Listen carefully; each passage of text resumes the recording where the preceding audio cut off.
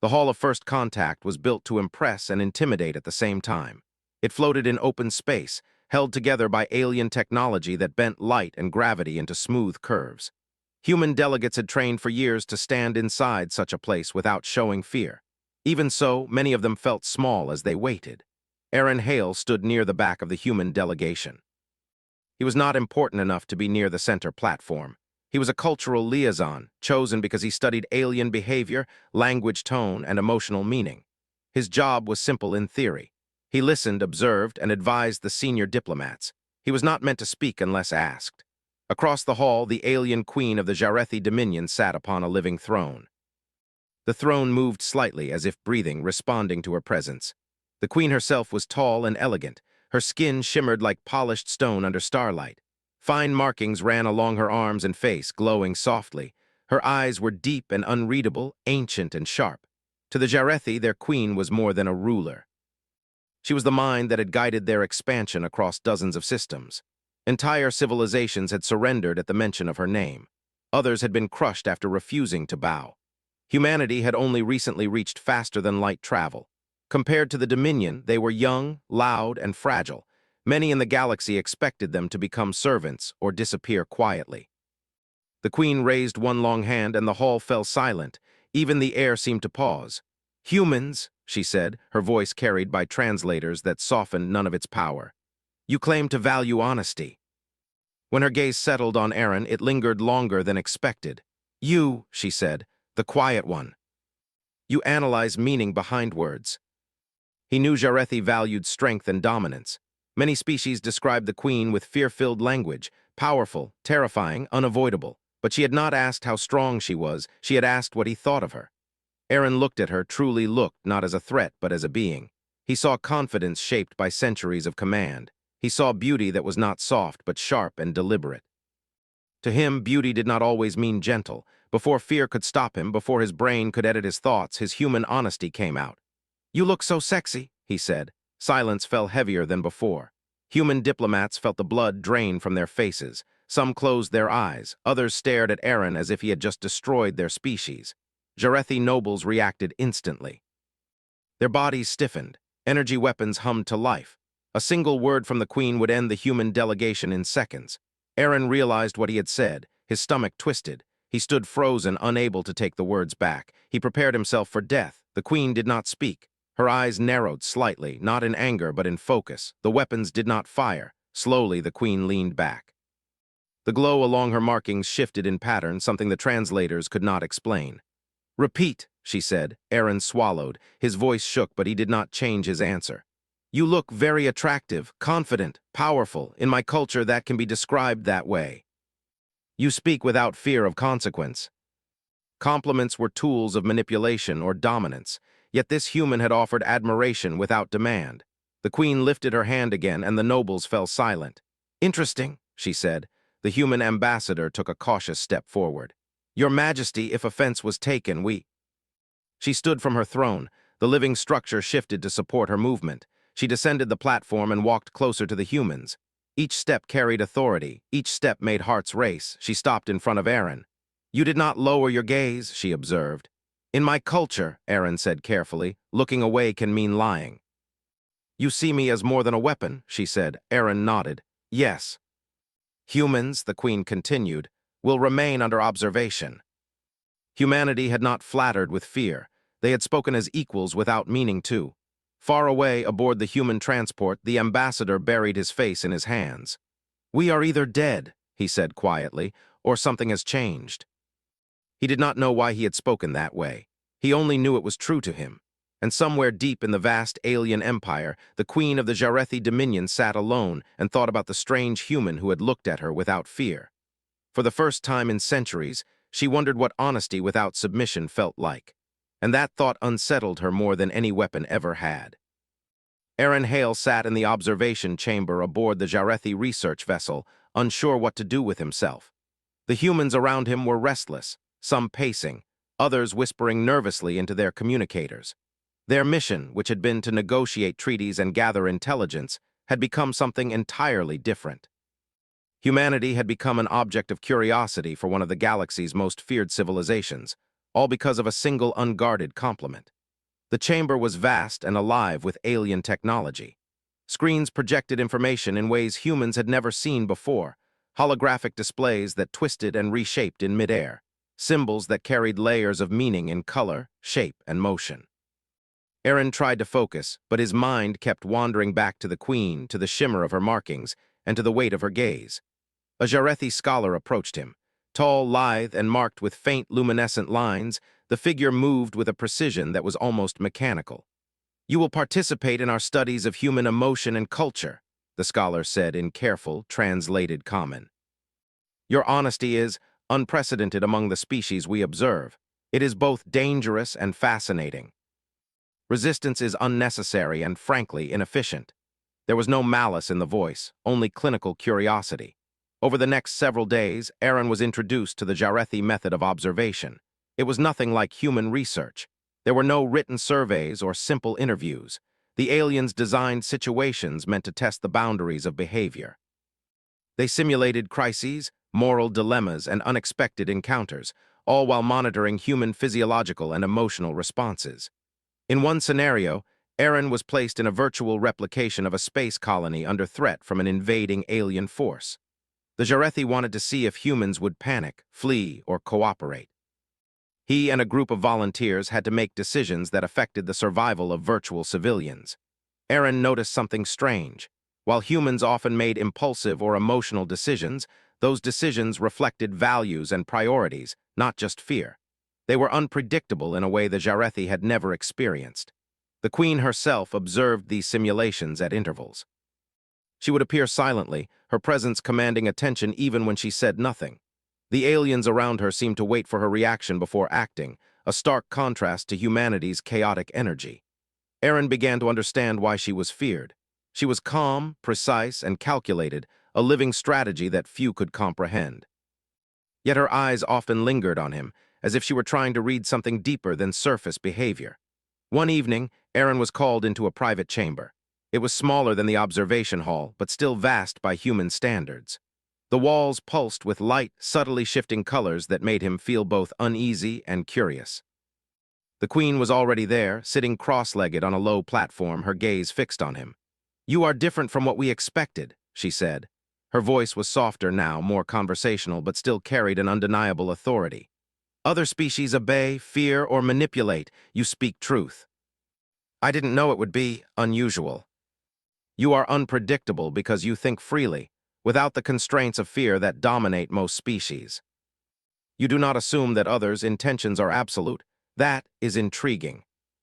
The next several days were filled with increasingly complex exercises. The Jarethi wanted to test human morality. They created dilemmas in which virtual colonies faced resource shortages, conflicts, and difficult choices. Aaron noticed that humans often looked for solutions that balanced survival with ethics, compassion with pragmatism. They did not always succeed, but their attempts reflected thoughtfulness and ingenuity. The Queen watched these interactions silently, her expressions unreadable. Yet Aaron began to sense approval in the way her posture relaxed when humans made choices based on collaboration rather than self-interest. He noticed subtle shifts in the Jarethi technology as well, simulations adjusted to create opportunities for cooperation instead of punishment. It was as if the Queen wanted to see how humans could excel under pressure, not just whether they could fail. One day, the Queen approached him again. "Do humans value beauty as we do?" she asked, her voice calm but curious. Aaron blinked. "I suppose in different ways. Beauty isn't just looks. It's strength, creativity, resilience. Things like that can be beautiful too." "You do not." The Queen then proposed something unexpected. "You will accompany me to a human settlement on a distant planet. We will observe your species in its natural environment, away from the structured simulations. You will guide my understanding of your culture firsthand." I will do my best," he said. Days later, they traveled in silence through space. Aaron observed the Queen in ways he had never imagined possible. She did not speak often, but when she did, it was precise, thoughtful, and deliberate. The hum of the ship, the stars passing outside the viewport, and the quiet moments of reflection created a strange sense of intimacy between them, not of friendship, but of mutual understanding. When they arrived at the human colony, Aaron was struck by the sight. Buildings were simple, practical, and functional. People went about their lives, oblivious to the galactic stage on which they were being observed. Children played in dusty fields, merchants traded goods, and leaders managed disputes with fairness and practicality. The queen moved among them silently, her presence commanding attention, yet she did not interfere. She simply watched, absorbing every detail. Aaron explained customs, rituals, and behaviors. He described why humans laughed at certain things, why they honored their elders, and why they celebrated achievements with festivals. The queen listened, asking questions that forced Aaron to think more deeply about his own culture. In answering, he began to see humanity through her eyes, resilient, resourceful, and unpredictable. Over the next week, the queen tested humanity subtly. She observed how they responded to minor crises, a water shortage, a mechanical failure in the colony's transport, and disputes among settlers. Each time, humans adapted quickly, found solutions, and helped one another without prompting. Their resilience was unlike anything she had expected. They were not perfect, but their flaws did not prevent them from striving for improvement and collaboration. The queen finally turned to Aaron during a quiet evening. The colony was calm, the twin suns setting behind distant hills. "Your species is remarkable," she said softly. "You survive not by strength alone, but by ingenuity, compassion, and the ability to confront fear without submission." I did not expect this. The compliment he had given weeks ago, the one that nearly cost him his life, had changed the course of human and Jarethi relations. It had been a small act of honesty, yet it had opened the door to curiosity, observation, and respect. What seemed reckless at first had revealed humanity's greatest strength, its fearless sincerity. The queen rose and looked at the horizon. "Continue to teach me, Aaron Hale," she said. "There is much to learn, and I intend to understand it fully." And in being seen, they had gained something far more valuable than technology or territory. They had gained understanding, and perhaps a place among equals in a galaxy that had long underestimated them. From that day forward, Aaron knew his life had changed forever. He would speak truthfully, observe carefully, and help humanity navigate a future in which honesty and courage might be the most powerful weapons of all. And somewhere deep in the Dominion, the Queen of the Jarethi watched, intrigued by a species that could meet her gaze without fear, without flattery, and without deception. She was beginning to realize that humanity's greatest danger to the galaxy was not their technology or strength, it was their spirit. Aaron Hale walked through the human colony alongside the alien queen, feeling the weight of her gaze on him like gravity. Every person he passed seemed ordinary to him, but he knew that to her, each smile, each gesture, each movement was a window into human thought and emotion. He tried to explain as much as he could, the meaning of small customs, the pride in simple achievements, the joy in play, and even the frustrations that came with human imperfection. The queen listened in silence, absorbing everything like a living mirror reflecting the essence of a species she had underestimated. At first, the humans themselves were cautious.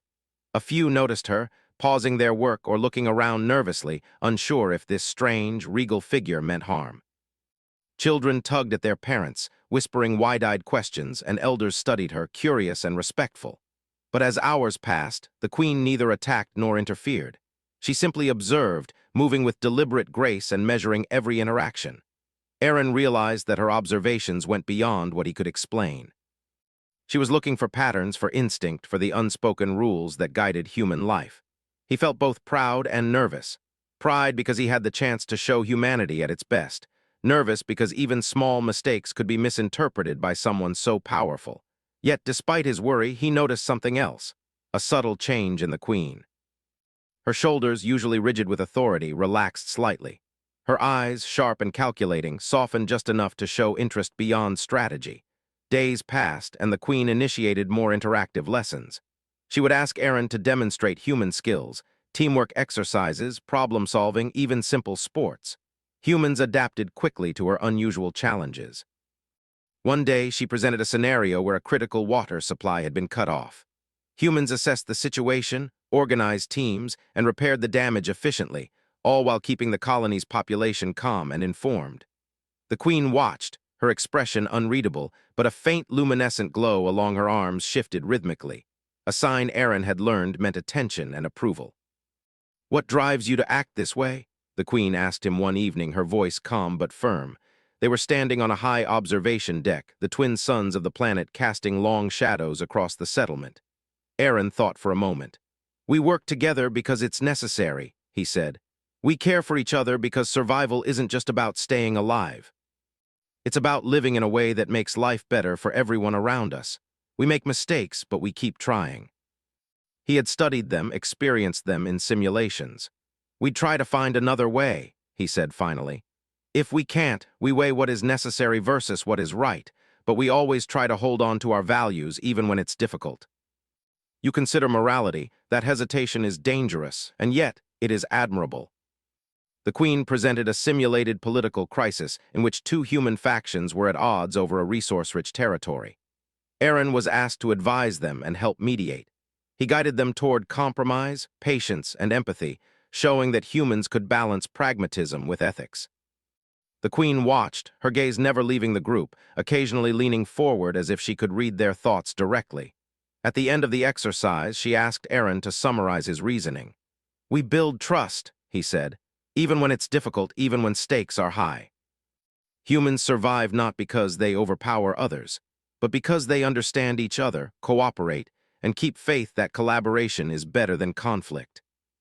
That is why you are of interest." The Dominion's rivals, long aware of the Queen's interactions with humans, grew uneasy. Reports of her fascination reached alien councils across multiple systems. Some saw it as a threat, humans rising too quickly in influence. Others saw it as an opportunity, an opening to manipulate the Dominion's curiosity. Aaron became aware of this tension and realized that his role carried immense responsibility. One wrong move could jeopardize not only his life, but the perception of all humanity. One evening, while walking through a forested area of the colony's surroundings, Aaron noticed the Queen stopping frequently to observe wildlife, plants, and the interactions of humans with their environment. She asked questions that were not purely scientific. They were about behavior, instinct, and emotion. Aaron answered patiently, explaining why humans valued certain creatures, why they celebrated growth, and why they mourned loss. The Queen listened, asking for clarifications when she did not understand, and sometimes reflecting aloud on the differences between her culture and his. "You place significance on things I would never consider," she said quietly. "A song, a ceremony, a meal, these are tools of survival in ways subtle yet profound.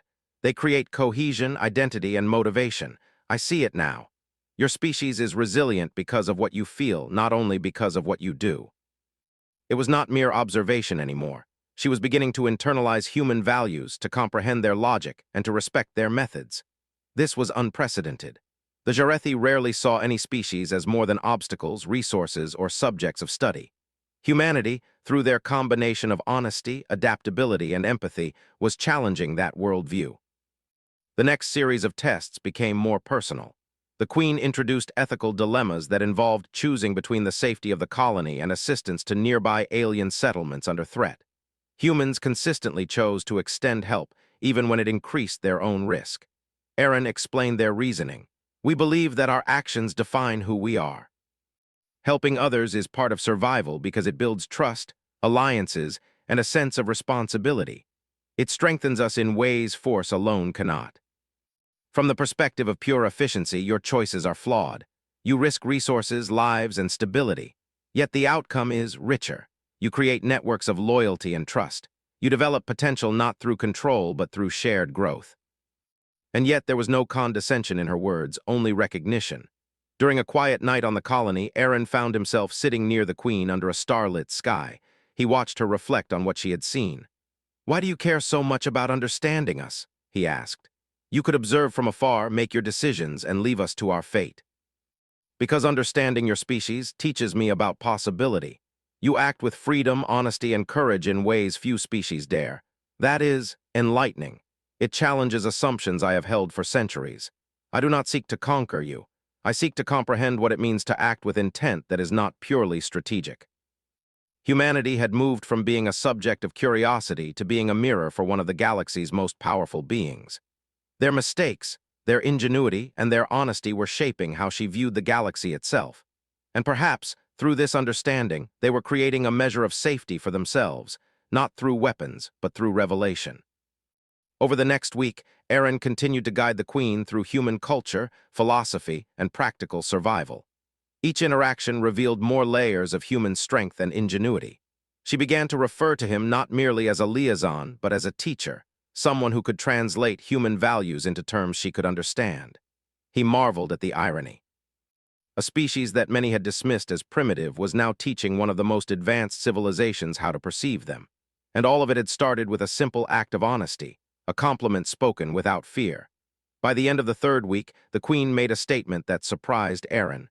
"Your species is unlike any I have encountered. Strength is not in domination alone. Power is not in fear alone. You wield both courage and compassion in ways that are unfamiliar and formidable. I am intrigued, and I will continue to observe. But now I consider you more than a subject. I consider you a potential equal." Humanity, through its honesty, adaptability, and relentless pursuit of betterment, had captured the attention and respect of one of the galaxy's most powerful rulers. And in doing so, they had begun to rewrite their place in the stars. As he looked at the Queen, standing silently beneath the alien suns, Aaron realized that their journey was far from over. There were challenges ahead, rival civilizations to contend with, and situations that could test humanity in ways they had never faced. But for the first time, he understood that humanity's greatest weapon was not technology, not numbers, and not strategy. It was their spirit, the fearless sincerity that refused to bow, even in the presence of ultimate power. And the Queen, once a symbol of fear and absolute authority, was beginning to see that spirit as a force worth understanding, respecting, and perhaps even admiring. Aaron Hale had begun to feel a strange sense of confidence in his new role as guide and interpreter between humans and the Jarethi Queen. Days turned into weeks, and the Queen's fascination with humanity grew. Her observations became more detailed, her questions more probing, and her challenges more sophisticated. Aaron realized that she was testing more than survival or morality. She was testing human ingenuity, resilience, and adaptability under pressure, not in controlled simulations but in real-world situations. The galaxy, however, was not passive. Word of the Queen's interest in humanity spread quickly. Rival civilizations whispered in secret councils, fearing that the Dominion's fascination would elevate humans to an unexpected position of influence. Some empires saw opportunity, an opening to manipulate the Queen's attention, but others viewed it as a threat. If the Jarethi began to treat humans as equals, the balance of power in the galaxy could shift dramatically. Aaron received a secure transmission from Earth Command, encrypted and urgent. "Aaron, your activities are drawing attention. Multiple systems are monitoring your movements. Some may act aggressively to exploit the Queen's fascination with humans. Exercise caution." The Queen seemed to sense the tension in the human delegation. She approached Aaron in private. "There is unrest," she said calmly. "Other species are concerned by my interest in humans. They perceive it as influence or favoritism. They may act to challenge you. We can defend ourselves, but our colonies are scattered and unprepared for an organized attack." He realized that humanity's true test had arrived. Not simulations, not observation, but real stakes with the galaxy watching. The first sign of trouble came when a nearby trade system, long resentful of the Dominion's expansion, sent a fleet to challenge human settlements. It was a calculated move. Their goal was not necessarily destruction, but to provoke panic and test the humans' defenses. Aaron worked closely with the Queen and her advisors, coordinating communication between humans and Dominion systems. He advised settlers on resource allocation, evacuation plans, and defensive strategies. Unlike traditional warfare, this was not about overpowering the enemy. It was about survival, strategy, and maintaining cohesion under pressure. When the attackers arrived, the humans responded with remarkable efficiency. They had no massive fleets, no overwhelming weaponry, but they had coordination, improvisation, and courage. Small groups of settlers repurposed mining ships for defense. Communication networks allowed rapid coordination across vast distances. Civilian leaders stepped up to organize support and logistics. The attackers expected confusion and fear, but instead, they faced calm, organized, and resourceful resistance. Aaron watched from the observation deck as human ingenuity unfolded. Even under threat, they remained compassionate. They prioritized saving lives, assisting injured settlers, and protecting essential resources. Each decision reflected thoughtfulness and adaptability rather than panic. The Queen observed quietly beside him, her gaze intense but focused, her glowing markings pulsing rhythmically. "Your species does not act as expected," she said. You adapt quickly. You make decisions under uncertainty with both intelligence and ethics. It is impressive. Instead, their resilience shone. Their unwillingness to abandon principles under threat had not only protected their colonies, but had also caught the attention of other civilizations, forcing them to reassess human potential. Over the following days, skirmishes continued. Rival fleets probed human defenses, attempting to exploit weaknesses. Each time, humans responded not with reckless aggression, but with strategy, cooperation, and creative problem-solving. They repaired damaged ships, coordinated supply lines, and found unexpected advantages in terrain and timing. Aaron realized that the humans' strength lay not in technology alone, but in their ability to improvise, communicate, and act as a cohesive network. The Queen, who had rarely shown emotion, began to display subtle signs of approval. She allowed humans to lead strategy discussions, incorporated their suggestions, and deferred to their judgment on certain tactical matters. Aaron noticed the difference immediately. Where she had once been a distant observer, she was now a participant, learning from humans and trusting their decisions. One evening, after a particularly tense confrontation with a rival fleet, Aaron and the Queen stood on the observation deck, watching the stars settle into calm patterns once more. The Queen broke the silence. "You do not seek to dominate. You do not seek revenge. You protect what you can, improve what is failing, and act with foresight. That is unusual and yet powerful. It is why you survive. You demonstrate adaptability that exceeds expectations. You are unpredictable, and that makes you formidable." Aaron realized that the human response to threat had changed the perception of an entire region. Humans were no longer just fledgling explorers. They were a species capable of complex strategy, moral judgment, and unexpected strength. During one critical moment, a fleet from a rival empire launched a surprise attack on an unprotected human colony. Aaron coordinated an emergency response, advising local leaders on evacuation and resource distribution. Despite the danger, humans maintained order, assisting each other and minimizing casualties. When the Queen observed this, she did not offer instructions but allowed humans to lead. Their ability to act decisively under pressure impressed her.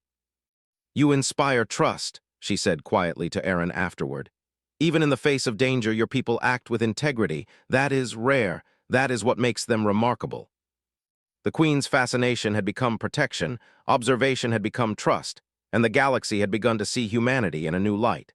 As weeks passed, skirmishes became less frequent. Rival civilizations, recognizing that humans were not easily intimidated and could adapt rapidly, withdrew their forces. Negotiations replaced aggression, as alien powers began to treat humans with a mix of caution and respect. Aaron saw firsthand how humanity's unique combination of honesty, ingenuity, and courage had shifted the balance of perception. The Queen, having observed human behavior under threat, now spoke with a new tone of respect. "You are not as fragile as your history suggests. You are not naive. You are dangerous in ways that cannot be predicted by strength alone. That is why I consider your species worthy of attention, protection, and continued observation." Their spirit had changed the Queen's perception, altered the calculations of rival empires, and secured a place for themselves in the galaxy's hierarchy. During a quiet evening, Aaron stood with the Queen, looking at the colony below.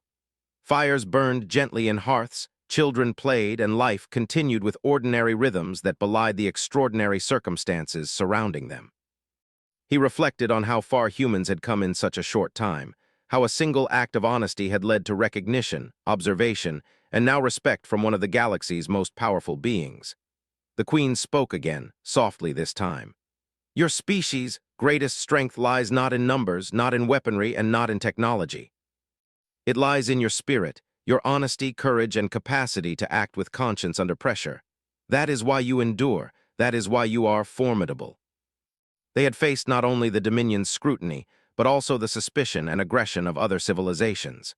And through it all, their principles, their ingenuity, and their willingness to act collectively had made them something far greater than most species would have predicted.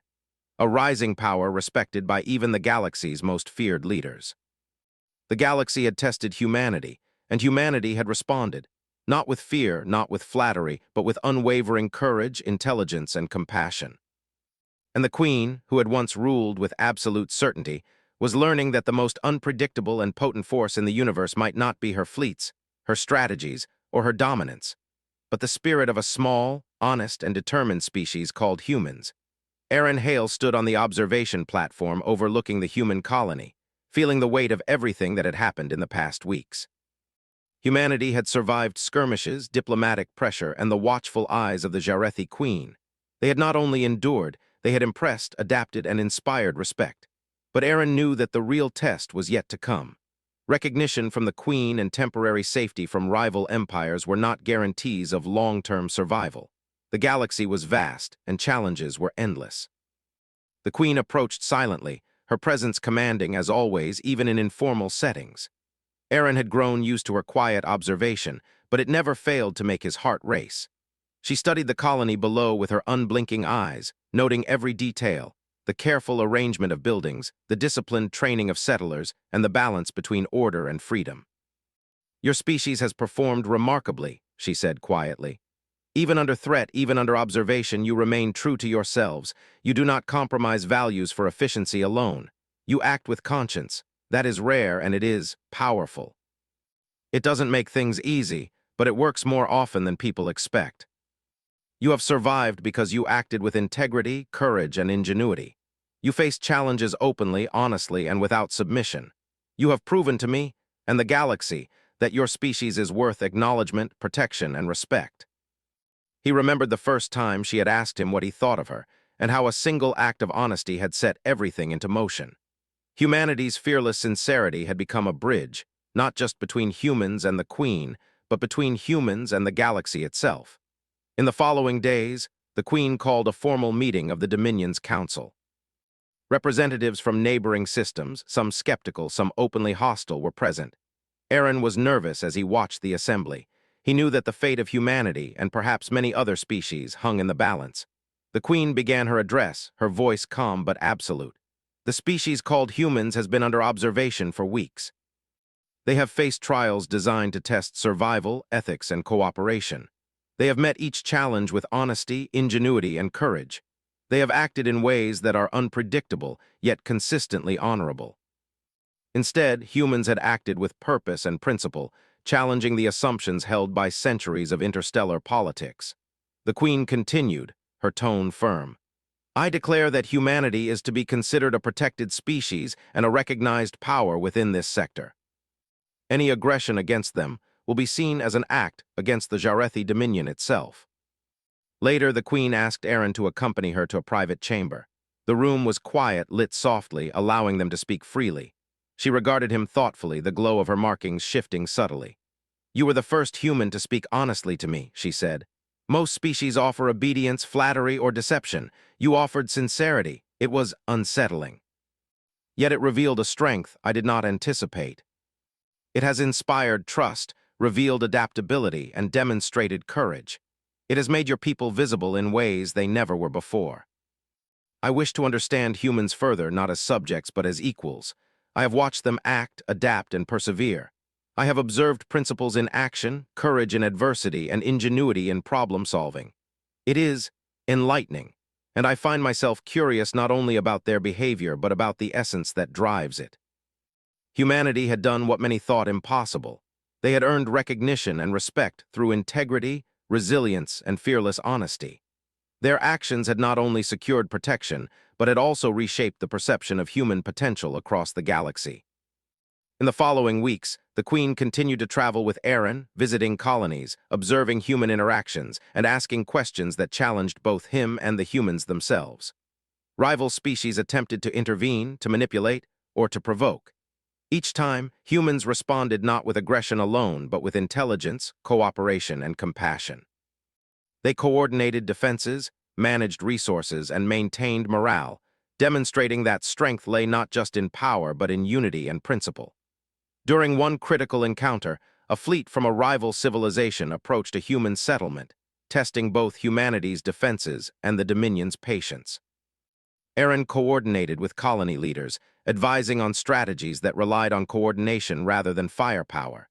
Humans improvised quickly, creating obstacles, redirecting resources, and using the environment to their advantage. The Queen observed, her expression unreadable at first, then slowly shifting to one of subtle approval. "You have demonstrated strategy, foresight, and resilience. she said to Aaron afterward. You have acted without deception, without fear, and without betrayal. That is why you endure and why your species is formidable. It was about humanity's ability to act with principle, courage, and ingenuity, even in the face of overwhelming pressure. Their adaptability and honesty had become a form of power in themselves, one that even the most advanced civilizations had to respect. Over time, humanity's reputation began to shift across the galaxy.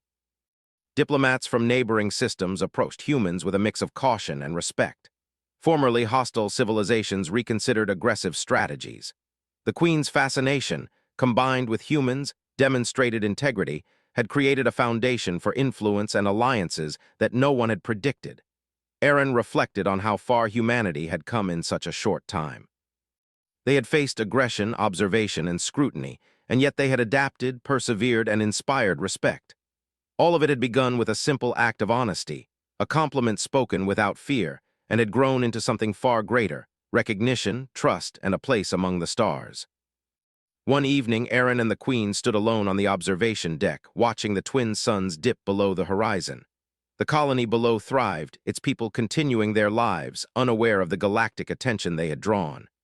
Do you understand now why your honesty matters? The Queen asked. Aaron nodded. I think I do. It's not just words.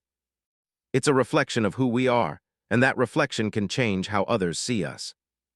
That is your true strength. But if it remains true to itself, it will endure, and perhaps it will inspire others in ways we cannot yet imagine. But they had already proven that their greatest weapon was not fear, domination, or force. It was their spirit. The fearless honesty, ingenuity, and compassion that could shape not only their own destiny, but the perception of the galaxy itself. And in that moment, under alien suns, standing beside a being once feared across countless systems, Aaron realized the truth that had begun with a single, simple act of honesty. Humanity was not just surviving. Humanity was rising, and the stars themselves were beginning to take notice. The Queen placed a hand on the railing beside him, a gesture that carried weight but also trust. You have shown me much, Aaron, but there is more to see. Humanity has yet to reach its potential. I will watch, guide, and learn. And perhaps I will learn as much from your species as you have from the galaxy. That's all we ever do. And in the quiet of that moment, Aaron understood that humanity's story was only beginning, and that it was a story the galaxy would never forget.